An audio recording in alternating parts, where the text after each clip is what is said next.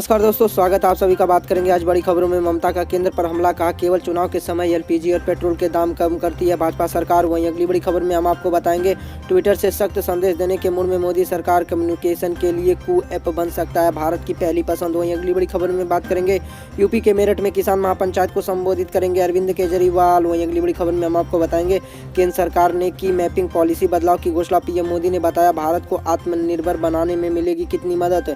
वहीं अगली बड़ी खबर में बात करेंगे, फास्टैग लोकल है तो भी अपने ही शहर में गाड़ी पर लगाना होगा फास्टैग, जाने कौन से छूट मिलेगा आपको दोस्तों। वहीं अगली बड़ी खबर में हम आपको बताएंगे, टूलकिट के 26 जनवरी को डिजिटल स्ट्राइक और फिजिकल एक्शन की थी साजिश, दिल्ली पुलिस ने किया ये बहुत बड़ा दावा। अभी तक आपने हमारी वीडियो को लाइक नहीं किया है तो फटाफट लाइक कर लीजिए और चैनल को सब्सक्राइब करके बेल आइकन जरूर दबा लीजिए। आप लोग बेल आइकन नहीं दबा रहे हैं तो चलिए शुरू करते हैं पहली बड़ी खबर को।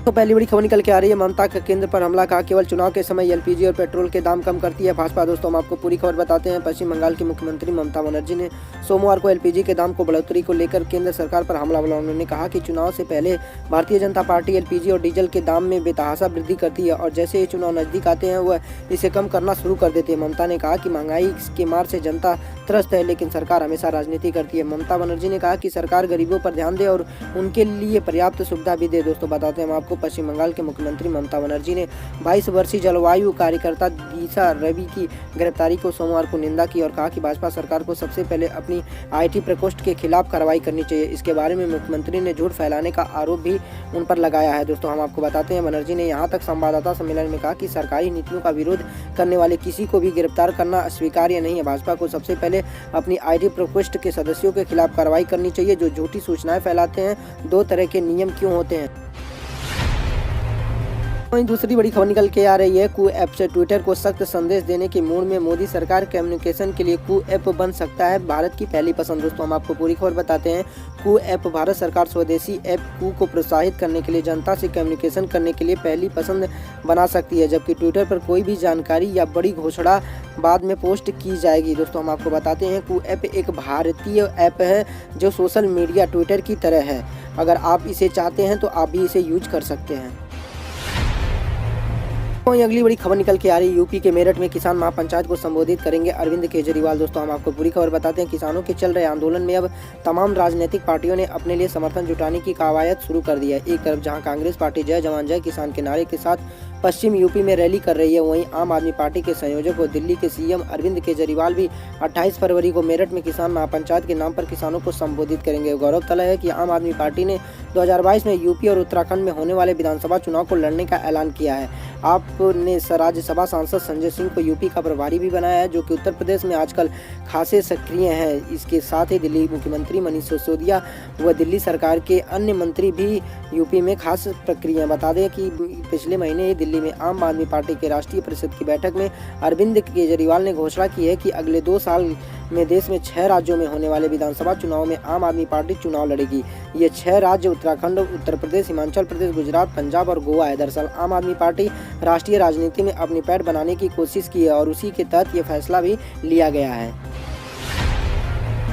अगली बड़ी खबर निकल के आ रही है, केंद्र सरकार ने की मैपिंग पॉलिसी में बदलाव की घोषणा। पीएम मोदी ने बताया भारत को आत्मनिर्भर बनने में कितनी मिलेगी मदद। दोस्तों हम आपको पूरी खबर बताते हैं, केंद्र सरकार ने सोमवार को देश की मैपिंग पॉलिसी में व्यापक बदलाव की घोषणा की है, जिसमें कहा गया कि इससे भारतीय कंपनियों को फायदा होगा। सरकार के आत्मनिर्भर भारत अभियान को ध्यान में रखते हुए नीति में बदलाव किए गए हैं। ट्विटर पर इसकी घोषणा करते हुए प्रधानमंत्री मोदी ने कहा कि भारत को आत्मनिर्भर बनाने के लिए सरकार की दृष्टि में नीतिगत बदलाव एक बड़ा कदम है। उन्होंने कहा कि हमारी सरकार ने एक निर्णय लिया है जो डिजिटल इंडिया की गति प्रदान करेगा। जियो स्पेशल डेटा के अधिग्रहण और उत्पादन को नियंत्रित करने वाली नीतियों को उदार बनाना आत्मनिर्भर भारत के लिए हमारी दृष्टि में एक बहुत बड़ा कदम है। दोस्तों हम आपको बताते हैं, प्रधानमंत्री ने आगे ट्वीट में कहा कि यह सुधार हमारे देश के स्टार्टअप, निजी क्षेत्र, सार्वजनिक क्षेत्र और नवाचारों को चलाने और स्केलेबल समाधानों का निर्माण करने के लिए रिसर्च संस्थानों में अवसरों को अनलॉक करेगा। यह रोजगार पैदा करेगा और अधिक विकास में तेजी से लाएगा। उन्होंने यह भी कहा कि इसके आंकड़े की क्षमता देश के किसानों को भी लाभ होगा। पीएम मोदी ने इस मामले में एक अन्य ट्वीट में कहा,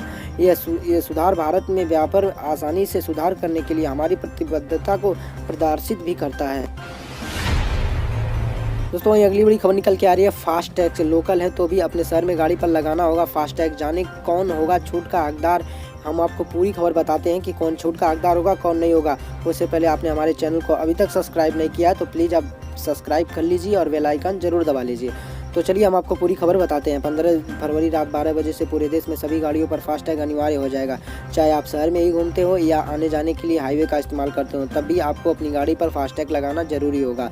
वहीं लोग अब ये समझने की भूल भी न करें कि पहले की तरह से फास्टैग लागू होने की अंतिम तिथि बढ़ जाएगी, क्योंकि सरकार ने अब इसे सख्ती से लागू करने का मन बना लिया है और अब कोई ढिलाई बरतने के मूड में नहीं है। अगर गलती से भी आज के बाद आपने अपनी गाड़ी के बिना फास्टैग में टोल प्लाजा पर लगाई तो आपसे दोगुना टोल की वसूली भी की जाएगी। दोस्तों, हम आपको बताते हैं ऐसा कभी मत करना। अब से टोल नाकों पर गुजरने वाली सभी गाड़ियों पर फास्टैग लगना होना अनिवार्य है। इसके बाद इन टोल प्लाजा पर फास्टैग के जरिए कैशलेस भुगतान किया जाएगा। इससे टोल प्लाजा पर गाड़ियों की लंबी कतारें नहीं लगेंगी, साथ ही जाम से ही भी छुटकारा मिलेगा। सरकार टोल प्लाजा पर अभी तक मिलने वाली डेडिकेटेड कैश लेन की सुविधा खत्म कर देगी और सभी लेन से फास्टैग के जरिए वाहन बिना रुकावट को आगे निकलते जाएंगे।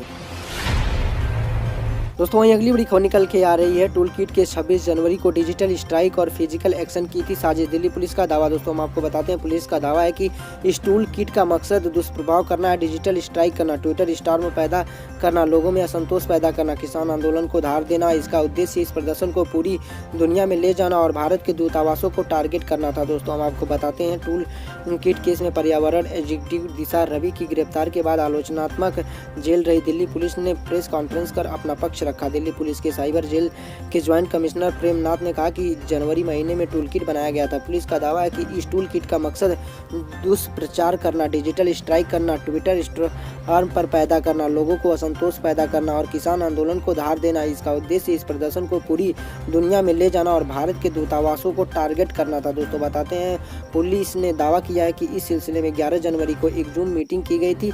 इस मीटिंग में दिशा रवि, शांतनु और निकिता जैक शामिल थे। इस मीटिंग में खालिस्तान संगठन से जुड़े पोएटिव जस्टिस फाउंडेशन का एमयू धालीवाल कनाडा से जुड़ा हुआ था। दोस्तों, हम आपको बताते हैं मीटिंग में गणतंत्र दिवस से पहले ट्विटर स्टार पैदा करने की रणनीति बनाई गई। इसके लिए हैशटैग लगाया गया। इसका मकसद किसानों के बीच असंतोष पैदा करना और गलत जानकारी फैलाना था। पुलिस के अनुसार लगभग 60 से 70 लोग जूम मीटिंग में भी वहां शामिल हो गए थे। दोस्तों, वहीं अगली बड़ी खबर निकल के आ रही है। पश्चिम बंगाल को बांग्लादेश बनाना चाहती है, जय बंगाला नारे पर बीजेपी नेता शुभेंदु अधिकारी का बड़ा बयान। दोस्तों, बताते हैं हम आपको पश्चिम बंगाल में विधानसभा चुनाव से पहले भारतीय जनता पार्टी ने सत्तारूढ़ तृणमूल कांग्रेस पर राजनीतिक हमले तेज कर दिए। तृणमूल कांग्रेस छोड़कर भाजपा में शामिल हुए शुभेंदु अधिकारी ने मुख्यमंत्री ममता बनर्जी की तृणमूल कांग्रेस पर बड़ा आरोप लगाते हुए कहा कि टीएमसी पश्चिम बंगाल को बांग्लादेश बनाना चाहती है। शुभेंदु अधिकारी ने तृणमूल कांग्रेस के जय बांग्ला नारे पर प्रतिक्रिया देते हुए बयान दिया कि कहा गया कि यह नारा बांग्लादेश का है।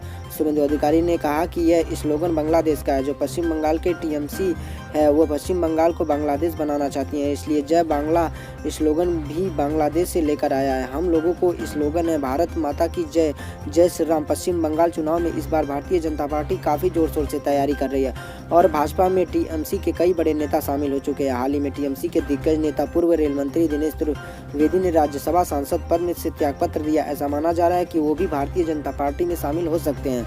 राज्य में भारतीय जनता पार्टी से बढ़ते जनाधार को देखते हुए कुछ टीएमसी नेता चुनाव में कांग्रेस और लेफ्ट दलों का समर्थन मांग रहे हैं। टीएमसी नेता तापस राय ने एक जनसभा को संबोधित करते हुए कहा कि कांग्रेस और वाम दलों को उनके साथ आ जाना चाहिए। हालांकि कांग्रेस नेता अधीर रंजन चौधरी टीएमसी के इस ऑफर पर नाराजगी जताई है। अधीर रंजन चौधरी ने कहा कि जो टीएमसी नेता इस तरह का बयान दे रहे हैं उन्हें ये कहना चाहते हैं कि टीएमसी को छोड़ कांग्रेस और लेफ्ट दलों में शामिल हो जाए। पश्चिम बंगाल में कांग्रेस और लेफ्ट दल मिलकर विधानसभा चुनाव लड़ने जा रहे हैं।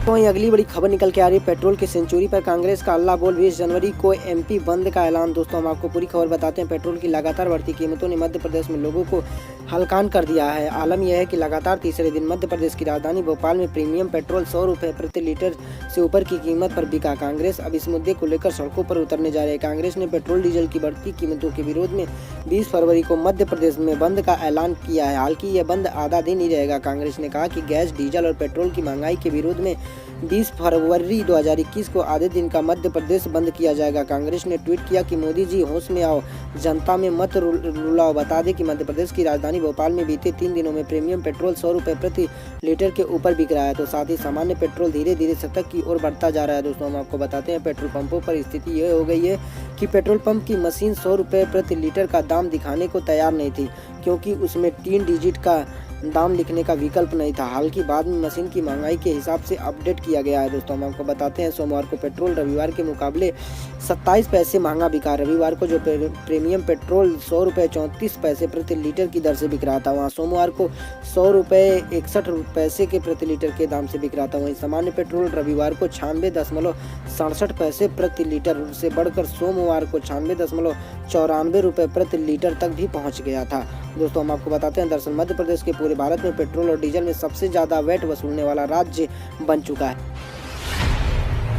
अगली बड़ी खबर निकल के आ रही है, नीतीश की पार्टी ज्वाइन कर रहे हैं कन्हैया अशोक चौधरी से की मुलाकात। दोस्तों हम आपको पूरी खबर बताते हैं। सीपीआई नेता कन्हैया कुमार और बिहार सरकार के मंत्री अशोक चौधरी के बीच सोमवार को हुई बैठक के बाद राज्य की सियासत अटकलों पर दौड़ शुरू हो गई है। कन्हैया कुमार ने जेडीयू नेता अशोक चौधरी से उनके आवास पर मुलाकात की। दोनों की मुलाकात से अटकलों का बाजार गर्मा गया है। हालांकि इस मुलाकात को औपचारिक बताया जा रहा है, लेकिन इस मुलाकात का समय बेहद ही गौर करने वाला है। यह मुलाकात ऐसे वक्त में हुई जब सीपीआई ने कन्हैया कुमार के खिलाफ निंदा पारित किया था। ऐसे में कन्हैया कुमार ने जेडीयू में शामिल होने की अटकलें तेज हैं, लेकिन जेडीयू नेता अजय आलोक ने कन्हैया कुमार की विचारधारा को जेडीयू की विचारधारा से बिल्कुल अलग करार दे दिया है। तो दोस्तों अभी तक आपने चैनल को सब्सक्राइब नहीं किया तो फटाफट प्लीज सब्सक्राइब करिए, बेल आइकन दबाइए और वीडियो को लाइक करना मत भूलिएगा। मिलेंगे फिर कल अगले वीडियो में, इंतजार करिए। धन्यवाद।